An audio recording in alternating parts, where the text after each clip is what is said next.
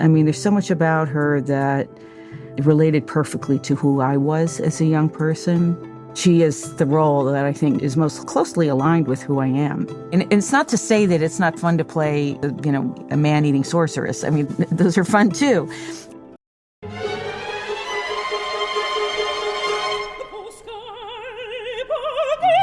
I sang this in St. Petersburg for a major anniversary of the city.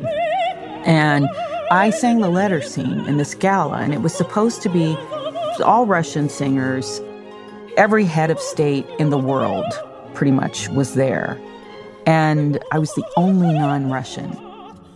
And I'm thinking, why am I singing this piece that is identified with Russian history and culture?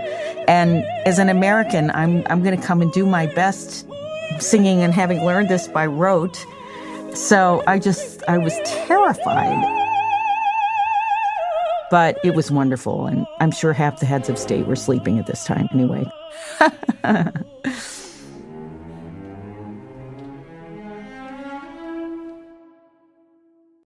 She's bookish. She is a dreamer. She's relatively shy. She's serious. But she still had this core, this strength, this conviction, and a passion, and an ability to go after what she wanted.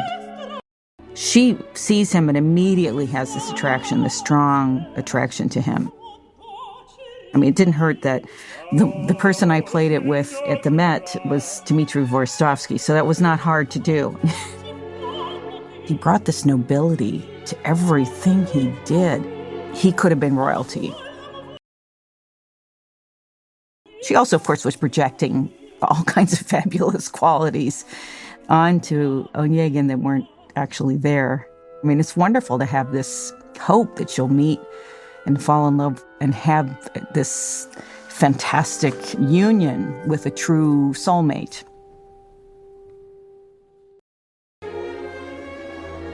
Because she's walking around with a book all the time, she's definitely reading love stories. She's definitely exposed to them in this literary way, but this is her first experience with it.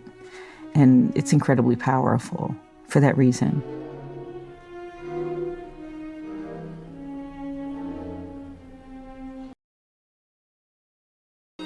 So she can't sleep. She's obsessed already. And she just pours out her heart in this letter, telling him that she loves him, that she's begging him to really see her. This is something we all desire. We want to be seen. Tchaikovsky wrote this letter scene first, before he did the entire rest of the opera, which I find really interesting. It tells you how crucial and how important the piece is, actually. So when I hear those opening chords and I know I'm in the land of Tchaikovsky, my heart is just pounding. I'm already happy and excited, and I want to hear how the scene unravels.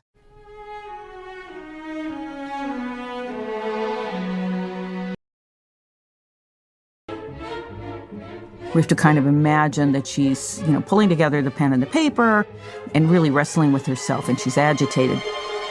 And then she has this outburst, "Puskай pogibnu ya."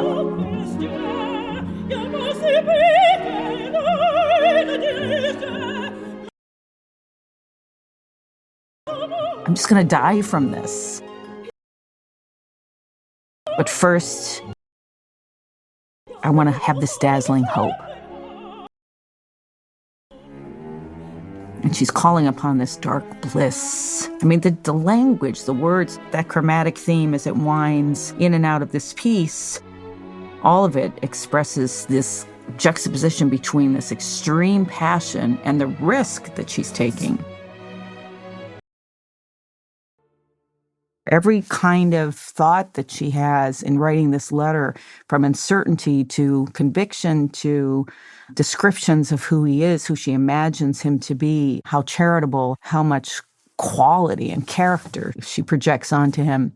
It's just incredibly beautiful and wonderful to act out. She wants to know love. She wants to know this desire. And so she has this constant dreaminess, seeing him everywhere. She sees him before her, this fatal idea of him standing there in front of her. Well, first of all, there are so many words. I mean, if you look at the libretto and just look at the letter scene, it's a tome.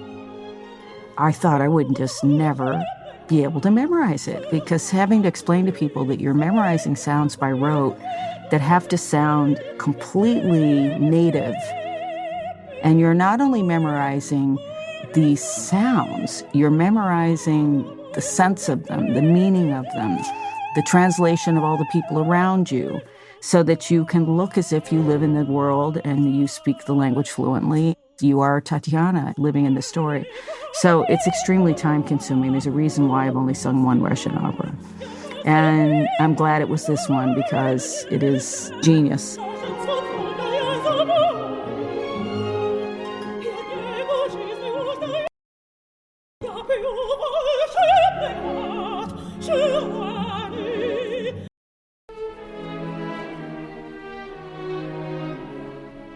And what mirrors the writing of the letter so perfectly is the music. For me, Tchaikovsky is the man. I mean, I love the music. I think his life was difficult. He suffered, and you hear all of that.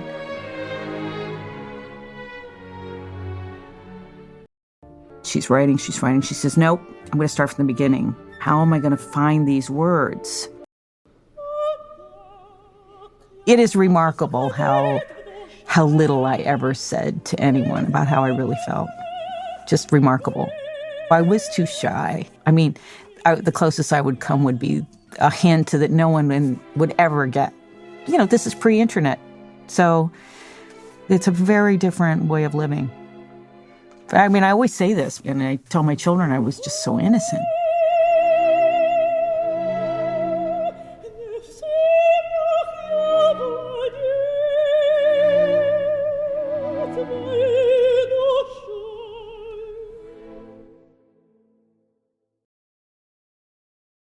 My favorite part in this aria is when the music completely stops and she's singing pianissimo.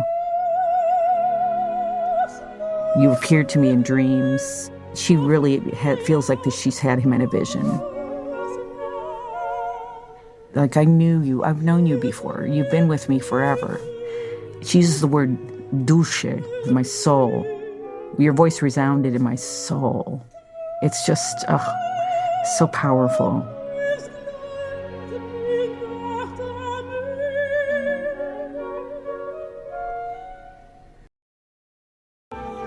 She uses the word confession, and she comes back to this passion and flaming, these really strong words, which, you know, when you're young, you're thinking it's life and death in this moment. You're not thinking this one might not work out. You're thinking this is it. It's this or nothing. But you can tell she's read a lot, because she finds words that are poetic, that are beautiful.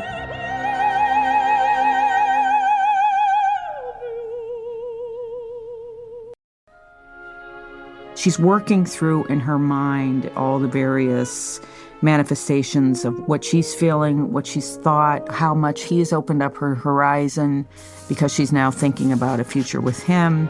There's nobody else. There's no one else I'm going to give my heart to, which turns out to be really true.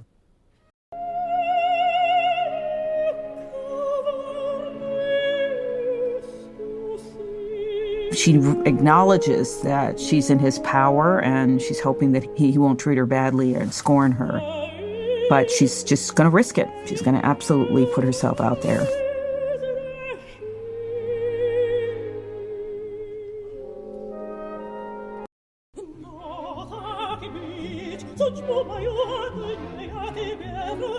As a young person, to have the courage to do what she did, which was to write this letter exposing herself, and even more than that, to be writing in such a brash, outspoken way her love, and expressing her love to Onegin at a time when women just didn't do that. And she is hopeful. I don't think she really understands what she's done, but it's courageous. It's extremely courageous.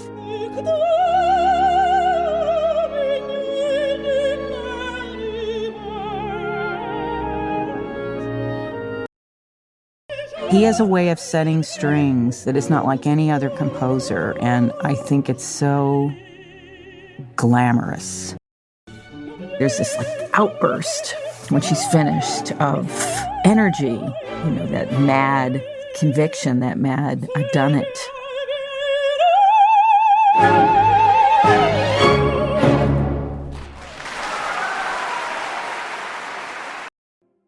She's so devastated and so crushed. There were so many things about this story that are human, that are authentic, that are real and honest about what happens between people. And because I had such powerful memories of being in that position, I was the queen of unrequited love, I always said. So it wasn't hard for me. But in this case, I just felt like I knew her. And that the vulnerability, that's the key word. That's really the key word. And risk and passion, all those things is swirling around in her head. It's just, it's exquisite.